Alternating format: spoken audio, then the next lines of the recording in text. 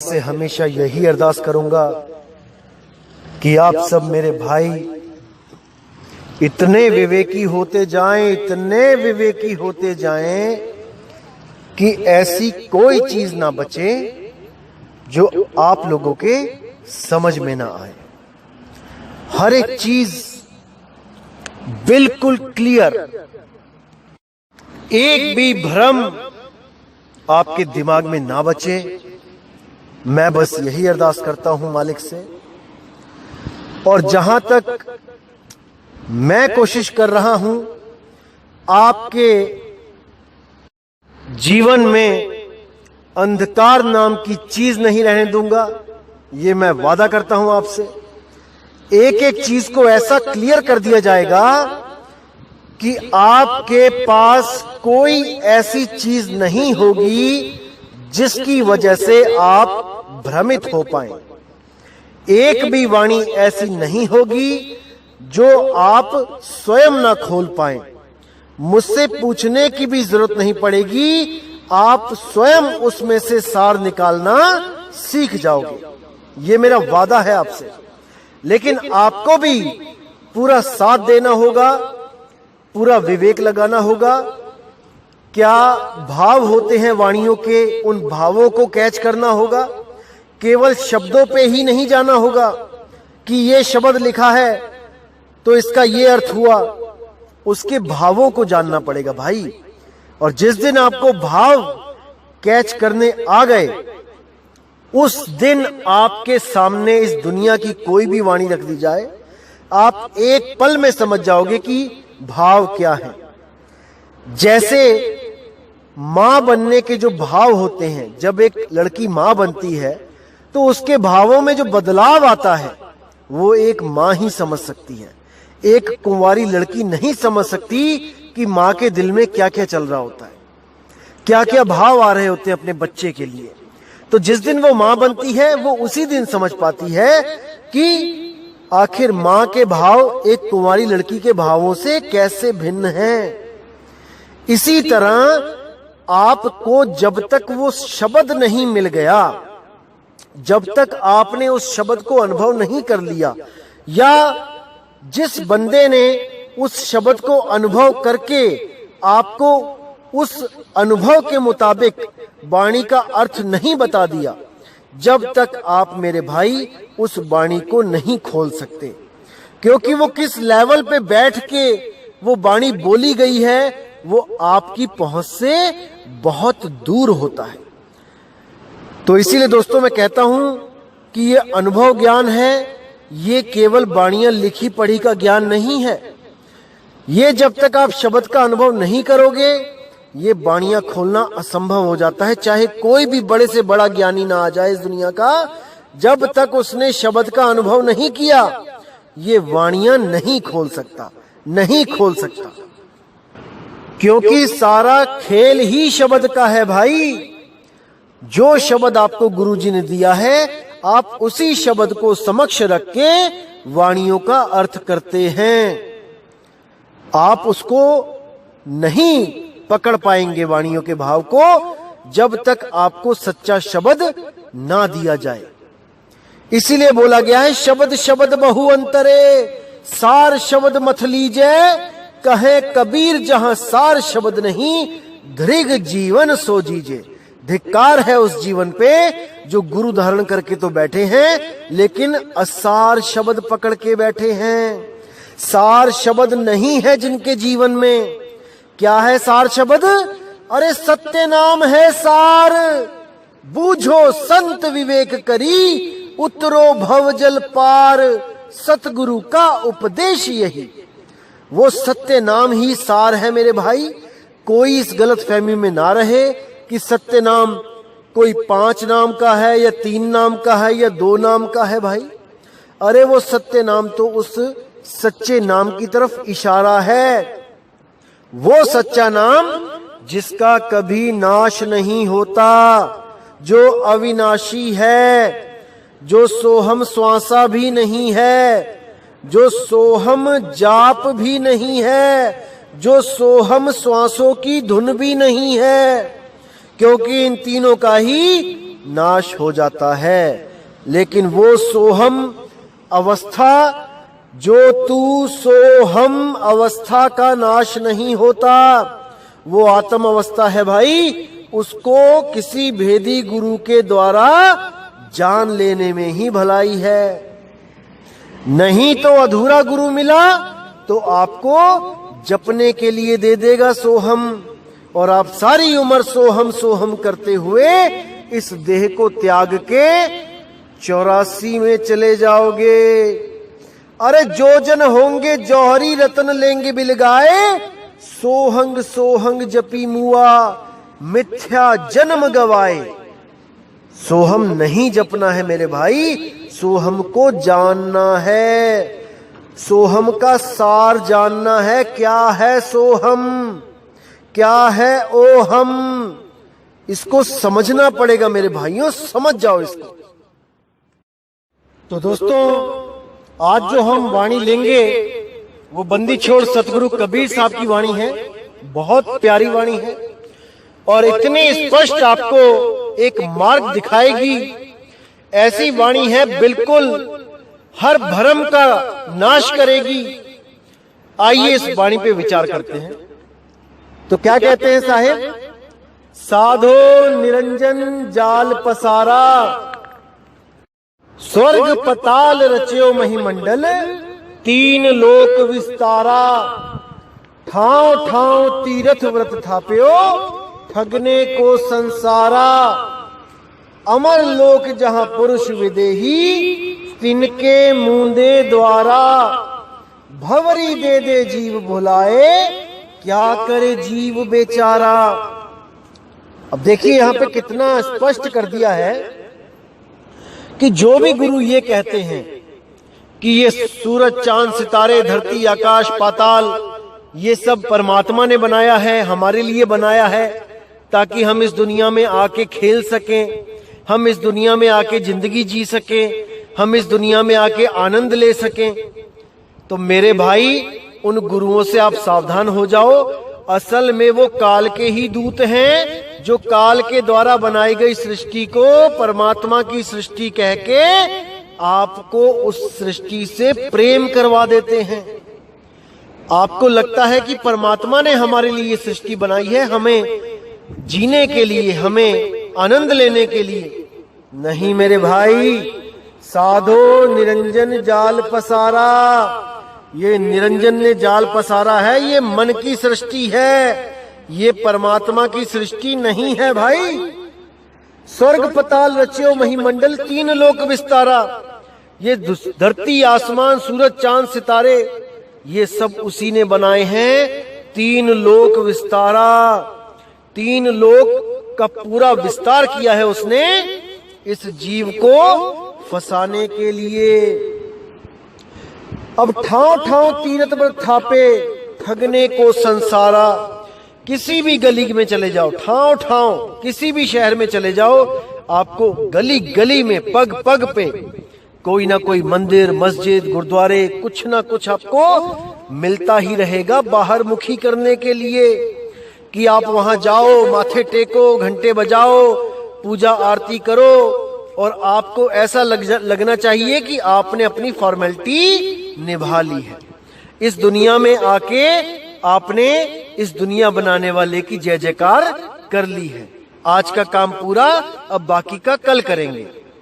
जैसे आज मंदिर गए, 15-20 मिनट आपने आरती गाया, भजन गाया, घर चले गए, फॉर्मेलिटी पूरी हो गई, अब कल को आके दोबारा आरती गाएंगे। ऐसे ही आपकी दिनचर्या बन जाती है। तो कहते ठाव ठाव तीर्थ व्रत ठाप्यो, क्या तीर्थ क्या व्रत। देखो 365 दिनों में कितने तो व्रत होते हैं, और कहां कहां तीर्थों में देखो लोग जाते हैं। तो ये सब उसने ठगने को संसारा, सारी दुनिया के जीवों को ठगने के लिए इस मन ने ही ये सब बनाए हैं। ये मन के ही द्वारा बनाए जाते हैं। जितने भी तीर्थ स्थान हैं ये मन के द्वारा ही बनाए गए हैं और मन के द्वारा ही संचालित किए जाते हैं। अमर लोक जहां पुरुष विदेही, तिनके मूंदे द्वारा। जो असली रास्ता है पुरुष विदेही तक पहुंचने का, इस शरीर को त्याग के वो दरवाजा बंद कर लिया गया है, वहां कोई नहीं पहुंच पा रहा है, क्योंकि वहां पहुंचने के लिए पहले शब्द भेदी गुरु का आसरा लेना पड़ेगा। जो शब्द के भेद को जानता है वही गुरु आपको उस दरवाजे से पार कर सकता है, जिसको मूंद दिया गया है, बंद कर दिया गया है। प्रकृति के द्वारा, माया के द्वारा भंवरी दे दे जीव भुलाए, क्या करे जीव बेचारा। भंवरी दे दे जीव भुलाए, जैसे छोटा सा बच्चा होता है, उसके सिर पे थपकियां दे दे के उसको सुला दिया जाता है। वो ना भी सोना चाहे तब भी माँ क्या करती है कि परेशान कर रहा है, चलो कोई बात नहीं, उसके सिर पे थपकियां दे के उसको सुला देती हैं, और वो ना चाहता वो भी सो जाता है। इसी तरह भंवरी दे दे जीव भुलाए, इस जीव को भी भरम जाल की भंवरी दे के, थपकियां दे के इसको भुला दिया जाता है। कैसी भंवरी? सुख और दुख की। कभी इसको इतना सुखी कर दिया जाता है कि इसको लगता है कि वाह, इस दुनिया में जीने का तो मजा ही कुछ और है।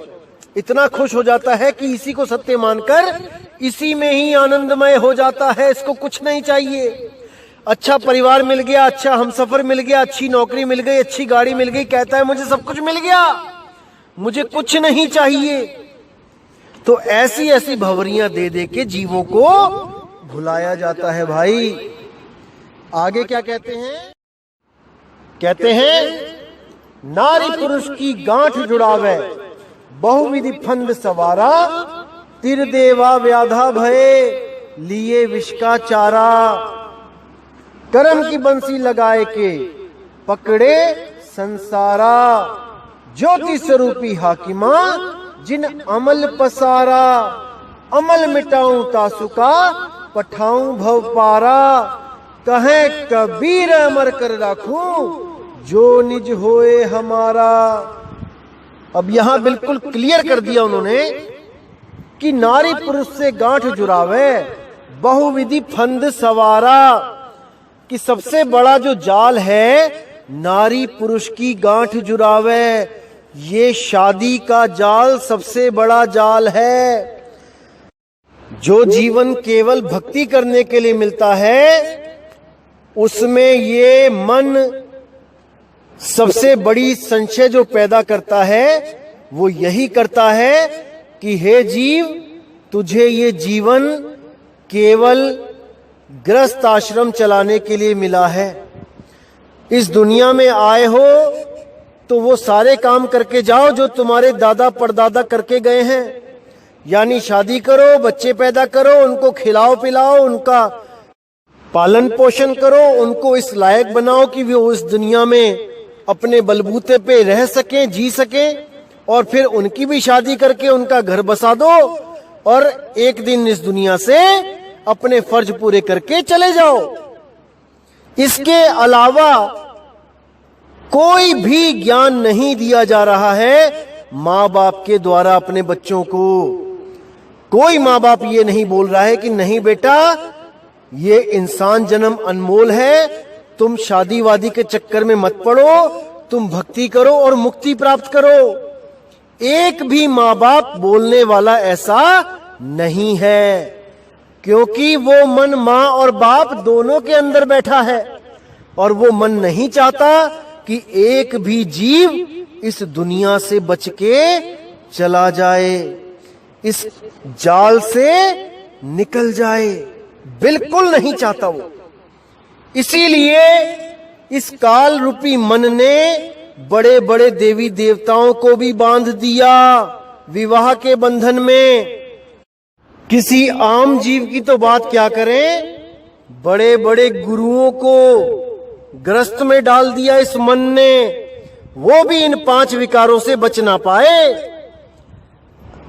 जैसे साहिब कहते हैं कि सतगुरु के लक्षण क्या होते हैं, अरे गिरही होके कथे ज्ञान, अमली होके धरे ध्यान, साधु होके कूटे भग, और कहे कबीर ये तीनों ठग। अगर कोई गुरु गृहस्थ आश्रम में रह रहा है, अपनी बीवी के साथ रह रहा है, तो कबीर साहब कहते हैं कि वो 5 विकारों के अंडर में है अभी, क्योंकि सबसे पहला विकार ही काम है। और अगर वो शादी करके बैठा है तो इसका मतलब उसका काम शांत नहीं है, अभी वो कामी है, अभी उसे और भक्ति करने की जरूरत पड़ेगी ताकि वो इस 5 विकार से ऊपर उठ सके। अब कई लोग बड़ी उलझन में रहते हैं कि ऐसा कैसे हो सकता है। बाबा नानक भी ग्रस्त थे, धर्मदास जी भी ग्रस्त थे, और भी कई संत महात्मा ग्रस्त थे, क्या वो सतगुरु नहीं हुए? तो मेरे भाई एक चीज अच्छी तरह समझ लो, सतगुरु वो होता है जिसमें 5 विकार नहीं होते हैं। 5 विकार क्या हैं? काम, क्रोध, लोभ, मोह, अहंकार। हम कभी नहीं चाहेंगे कि हमें कोई ऐसा गुरु मिले जो क्रोधी हो, जो गालियां देता हो गुस्से में।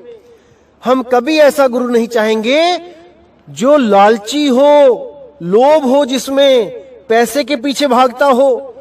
हम कभी ऐसा कोई गुरु नहीं चाहेंगे जिसमें मोह हो, जो शिष्यों से ज्यादा अपने बच्चों की फिक्र करता हो और सारा पैसा जो शिष्य देते हैं उठा के मोहवश होके अपने बच्चों के खाने पीने में, अपने बच्चों के बढ़िया कार मोटरसाइकिल खरीदने में लगा दे। हम कभी नहीं चाहेंगे। और ना ही हम चाहेंगे कि हमारा गुरु अहंकारी हो, जो अपनी ही बड़ाई करता रहे अपने ही मुख से। हम कभी नहीं चाहेंगे। इसी तरह मेरे भाई, अगर इन 4 विकारों से युक्त गुरु करने में हमें तकलीफ है तो हमें वो 5वां विकार भी देखना पड़ेगा, जिसको बोला गया है काम। काम का मतलब होता है कामी पुरुष।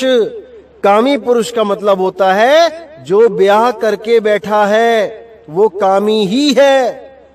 अगर वो कामी है तभी ब्याह करके बैठा है भाई। इसीलिए बोला गया है कि 5 विकारों से न्यारा जो गुरु होगा केवल वही सतगुरु कहलाने के लायक है, अन्यथा नहीं, कदापि नहीं। और जो बाबा नानक जी, धर्मदास जी ये संत हुए हैं, तो भाई जब इनको परमात्मा ने ज्ञान दिया, शब्द भेद दिया, शब्द का अनुभव हुआ, तब इन्होंने ग्रस्त जीवन त्याग दिया था। ये सब संत फकीर बन गए थे, साधु हो गए थे, 5 विकारों से ऊपर उठ गए थे। और अगर कोई कहे कि अभी भी उनमें विकार है या वो विकारी थे, तो अभी वो अनजान है उनकी असलियत से। ये सब संत महात्मा 5 विकारों से ऊपर उठ चुके थे। इसीलिए बोला गया है गल्ली जोग ना होई, एक दृष्टि कर समसर जाने, जोगी कहिए सोई। जो एक दृष्टि से सबको देखता है, उसके लिए उसकी बीवी, उसकी बहन 2 जीव नहीं है, वो एक ही दृष्टि से सबको देख रहा है, क्योंकि वो गुरु पद को प्राप्त हो चुका है, वो परमात्मा पद को प्राप्त हो चुका है। अब वो वहां से सबको एक दृष्टि में एक समान देख रहा है, यही उसकी बड़ाई है। गल्ली जोग ना होई। तो क्या कहते हैं वाणी में आगे? तिरदेवा व्याधा भय लिए विष का चारा। ये तिरदेवा यानी त्रिगुण, रजोगुण, सतोगुण, तमोगुण में जीव को ऐसा उलझाया जा रहा है, ऐसा विष का चारा दिया जा रहा है कि कोई इससे निकल नहीं पा रहा। गीता के 7वें अध्याय में भी बिल्कुल स्पष्ट लिखा है कि जो भी इन 3 गुणों की पूजा करता है, 3 गुणों में लिप्त रहता है, अर्जुन, वो मुझ तक नहीं पहुंच सकता, वो आत्म स्वरूप को नहीं जान सकता। इसीलिए बोला है तिरदेवा व्याधा भय लिए विष का चारा, कर्म की बंसी लगाए के पकड़े संसारा। क्योंकि यही 3 गुण, 5 तत्व, 25 प्रकृति, मन और माया इस दुनिया के सारे काम करते हैं। ये जीव आत्मा कुछ नहीं करता, ये अकर्ता है, लेकिन इसको महसूस करवाया जाता है कि ये सब तू ही कर रहा है, और उस पे सारे कर्म लागू कर दिए जाते हैं। कर्म की बंसी लगाए के पकड़े संसारा, ज्योति स्वरूपी हाकिमा जिन अमल पसारा। ये सब जितना भी ड्रामा चल रहा है, ये ज्योति स्वरूपी हाकिमा यानी वो मन तू ज्योत स्वरूप है, वही ज्योत स्वरूपी काल निरंजन। ये सब जाल उसी का ही बनाया हुआ है भाई, जो ब्रह्मांड में, पिंड में, अंड में समाया हुआ है और जीवों को प्रकाश दिखा दिखा के, अनंत सूरज दिखा दिखा के, अनंत करोड़ सूरज का प्रकाश दिखा दिखा के उलझा देता है, निकलने नहीं देता है। तो कहते हैं अमल मिटाऊं तासु का, पठाऊं भव पारा। इसका जो जाल है, इसका जाल मैं काट दूंगा। अगर कोई विवेकी हंस मुझसे नामदान की बख्शिश ले ले, तो अगर कोई अपनी इच्छा से गुरु के पास आके नाम ले और इस सृष्टि को खत्म करने के लिए पूरी जान लगा दे, तो अमल मिटाऊं तासु का पठाऊं भव पारा। कहे कबीर धर्मदासो जो निज होए हमारा। जो निज होए यानी 100% जो मेरा हो गया, जो मेरे नाम के अलावा, मेरे निज नाम के अलावा किसी और नाम का सिमरण ना करे, जो पतिव्रता हो जाए, केवल एक पति का नाम ले, किसी और का नाम अपने मुंह पे ना लाए, उसको मैं इस 3 लोक में रहने भी नहीं दूंगा। लेकिन दुर्भाग्यवश ऐसे ऐसे गुरु बैठे हैं जो जानते भी हैं कि ओम काल का नाम है, सोहं काल का नाम है, लेकिन फिर भी वही नाम जपवा रहे हैं, क्योंकि उनको सच्चे नाम का ज्ञान ही नहीं है। अभी वो नादान है, अनजान है सत्य नाम से। इसलिए कबीर साहब कहते हैं, सतगुरु सोई सतनाम बतावे, बाकी गुरु कोई काम न आवे। वही गुरु पूरा है, वही गुरु काम आएगा जो सत्य नाम को खोल के रख देगा। और जो सत्य नाम के बाद कहेगा कि सार नाम भी दूंगा, वो अलग है सत्य नाम से, तो वो अभी अनजान है, उस सत्य नाम से अनजान है, वो नहीं जानता सत्य नाम क्या है। अरे सत्य नाम ही सतपुरुष है, सत्य नाम ही अकाल पुरुष है। और सत्य नाम कोई मंत्र नहीं है भाई, कि आप सोचो कि सत्य नाम कोई मंत्र है। सत्य नाम पुरुष है, पुरुष, जिसके लिए मूल मंत्र में बोला गया है बाबा नानक के द्वारा कि सतनाम कर्ता पुरुष। सत्य नाम ही कर्ता पुरुष है, और वही सत्य नाम निरपौ निर्वैर, वही सत्य नाम निर्भय है, निर्वैर है। अब यहां पे अगर मंत्र होता सत्य नाम, तो मंत्र के लिए निर्भय और निर्वैर बोलने की जरूरत ही नहीं थी। मंत्र भी कभी क्या निर्भय होता है? क्या कभी कोई मंत्र भी निर्वैर होता है? कदापि नहीं। ये किसी पुरुष के लिए बोला जा रहा है। वही पुरुष सत्य नाम है, एको सत्य नाम। सत्य नाम ही सतगुरु कबीर बंदी छोड़ है भाई। उनकी फोटो के साथ आप कहीं भी देखोगे सत्य नाम लिखा होगा, क्योंकि वो सत्य नाम उनका कोड है। वो नाम कोड में है, उसको कोई काल का दूत नहीं खोल सकता। उस कोड को केवल और केवल परमात्मा के हंस के द्वारा ही खोला जा सकता है, नहीं तो कोई नहीं खोल सकता। जपवा सब देंगे आपको कि सतनाम सतनाम जपते रहो, लेकिन सतनाम बता नहीं सकते कि सतनाम है क्या। वो केवल और केवल बंदी छोड़ के भेजे हुए हंसों के द्वारा ही खोला जा सकता है। तो बोला गया है कि एको सतनाम कर्ता पुरुष, निरपौ निर्वैर अकाल मूरत। वो सत्य नाम ही अकाल मूरत है। अजूनी सैपंग गुर प्रसाद। वो अजूनी है, वो जूनों में नहीं है भाई, जूनों में जीव है। वो परमात्मा जूनों में नहीं आता है, वो विदेह है। देह का विलोम अर्थ विदेह, जून का विलोम अर्थ अजून। जो जिसकी कोई देह नहीं है वो विदेह है। जिसकी कोई जून नहीं है वो अजूनी है। गुर प्रसाद, जो गुरु के द्वारा नामदान रूपी प्रसाद प्राप्त करके ही जिसको पाया जा सकता है, जिस सत्यनाम को पाया जा सकता है, वही एको सत्यनाम हम सबका मालिक है, हमारा निज रूप है, हमारा निज नाम है। अरे सत्य स्वरूपी नाम साहिब का, सो निज नाम हमारा, हमारा और उसका नाम एक ही है। बस उसको किसी सतगुरु, किसी भेदी सतगुरु के द्वारा जानना शेष रहता है। जैसे ही आप उसको जान जाते हो, आपकी सुरती अपने आप उसका सिमरण करने लग जाती है, उसको याद करने लग जाती है।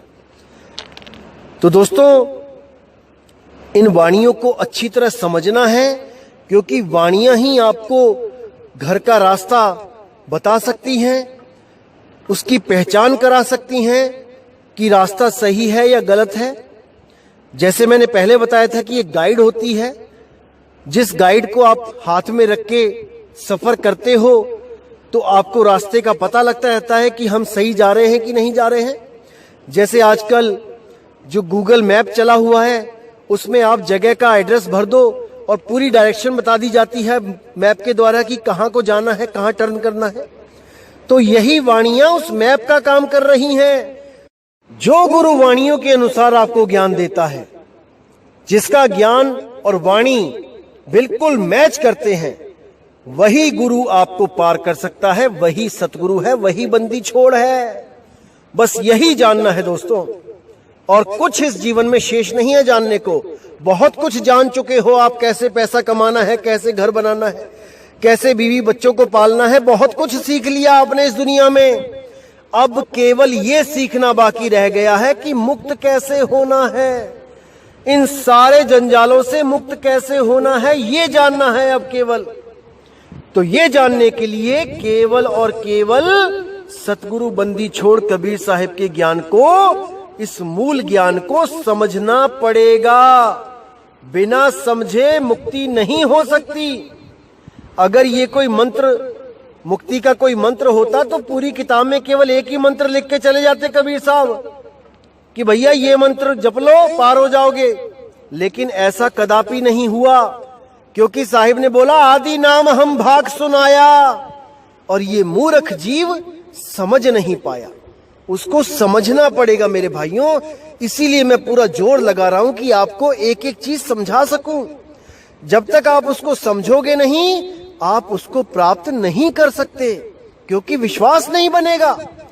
धर्मदास जी की तरह सरेंडर नहीं कर सकते आज के टाइम में कोई भी, जब तक पूर्ण विश्वास ना हो जाए। इसीलिए मैं बार बार अरदास करता हूं, जल्दबाजी मत करो। 100 सत्संग कम से कम सुन लो, अच्छी तरह समझ लो कि हमने करना क्या है, क्या करके मुक्ति मिलेगी। जब तक ये नहीं समझ लोगे, जब तक बात नहीं बनेगी मेरे भाई। तो दोस्तों, उम्मीद करता हूं कि आज की वाणी से भी आपको कुछ ज्ञान समझ में आया होगा, मालिक की दया आप पर हुई होगी। इसी के साथ दोस्तों मुझे विदा दीजिए। जय गुरु बंदी छोड़ वैराग साहिब, जय गुरु बंदी छोड़ साधु शरण साहिब, जय गुरु बंदी छोड़ मदन साहिब, जय जय सतगुरु बंदी छोड़ सतगुरु सत्य कबीर साहिब की सदा ही जय हो, सदा ही जय हो मेरे मालिक की साहिब बंदगी सतनाम।